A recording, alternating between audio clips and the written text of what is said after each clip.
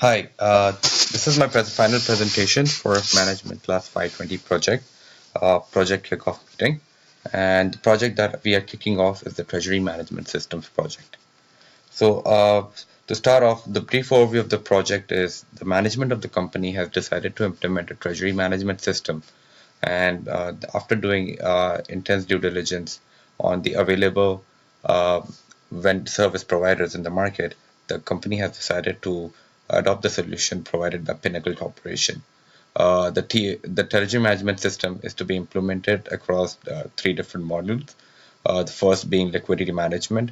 Liquidity management would include your cash management, both in the US as well as at the regional offices at international locations. It will also use the modules which will be used for FX trading. FX trading would primarily be related to buying and selling of foreign currency contracts, along with balance sheet and cash flow hedges.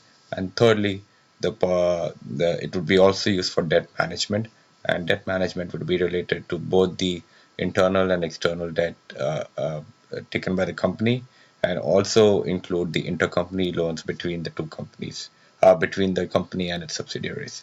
This implementation of the TMS will bring help all treasury operations on a common platform, and and it will actually reduce the need for manual work for both the treasury and accounting team. So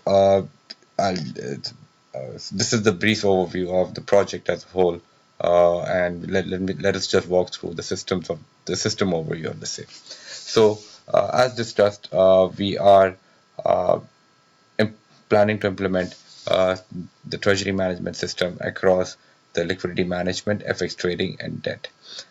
In the cash and liquidity, in particular, the system will help you in terms of understanding the cash position.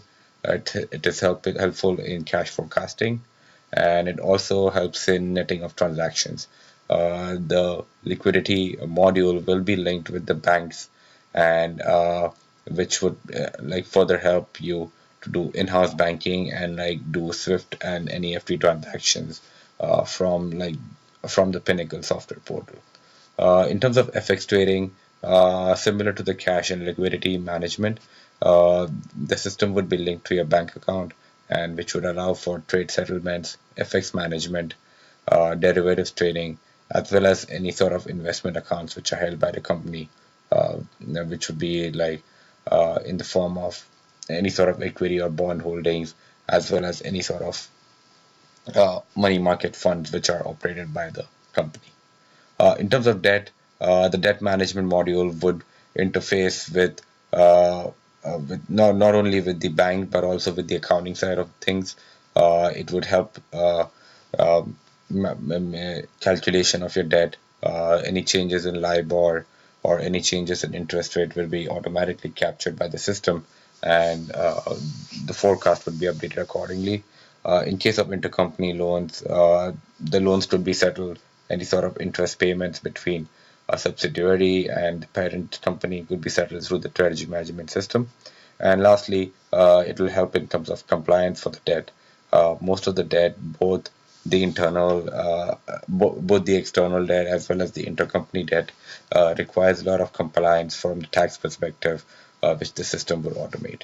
Lastly, the system would help uh, create accounting entries for all these transactions uh, which are carried out by the system, which are handled by the system, and this would in turn like provide you a closed loop for like managing all these activities and kind of like remove the overlap or the manual input that is required to kind of carry these activities out currently. So like just to give you an example, any sort of cash transactions like being paid out from one bank to the other would be automatically captured by the system. Any sort of accruals made for any sort of future contracts for FX trading would be automatically captured by the system. Any sort of hedge accounting needs for any sort of FX hedges, whether it be it cash flow or balance sheet hedges, those would be captured by the system as well. And lastly, the system would be auto posting so that like there would be no manual intervention required in terms of like generating these entries. there will be only be a review process in which the entries created by the system will be vetted by the accounting people, and this should kind of reduce the work across the board for both the accounting and the treasury team. So for the implementation of the project, what we've kind of outlined the same. So generally, wo- it would follow most of the process steps would be to follow the general project management process. The first would be to create a plan, gather user requirements, and create process flowcharts. So from a stakeholder perspective, this would be generally be driven by the project manager.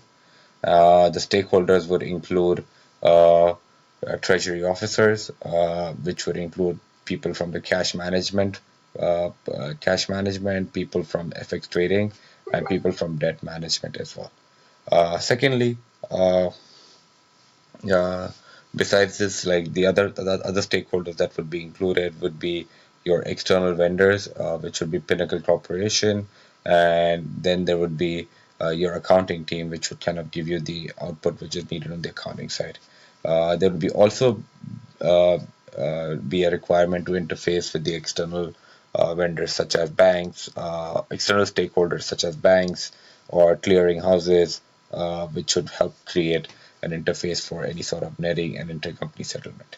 Uh, so the first step would be to create a plan. The project manager would gather the requirements and create like a process flow chart as to how the information would need to flow. Then the project manager would sit down with Pinnacle Corporation and help create a blueprinting document in which they would actually show how the process would be designed within the system.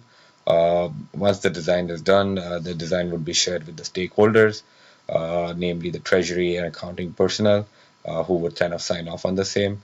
Once the sign off is received, the project would go into development, and the development would be around like firstly developing functionality in terms of like what all activities are needed to be carried out the system, and second would be any sort of configuration which would be needed to do the system to make sure that the current output is received. Once the development is complete, there would be a testing phase. The testing would be both like system integration testing, in which the functionality of the developed functionality would be tested, and the second testing would be the user acceptance testing, where the system would be open to the end user and the end user would test. Once both the testing is done and implemented, uh, the implementation will take place. The go live date will be set, and post the go live, there'll be a period of hypercare where the project manager and like the vendor would provide uh, ha- hand-on support till the go live is streamlined. Uh, so in terms of project timeline, the project is to be completed within a period of 4 months. So starting in September 2016, we believe like it will take about a month to plan. And once the planning and the design, I think, could go something that could be done simultaneously. Once certain amount of stakeholders are, as we are doing 3 modules, it is easier to break up the modules and kind of design them independently of each other. So planning, design, and development should be completed within a uh, period of 3 months, say from September to November. November to December would be a testing phase where we would do both the SIT and the UAT.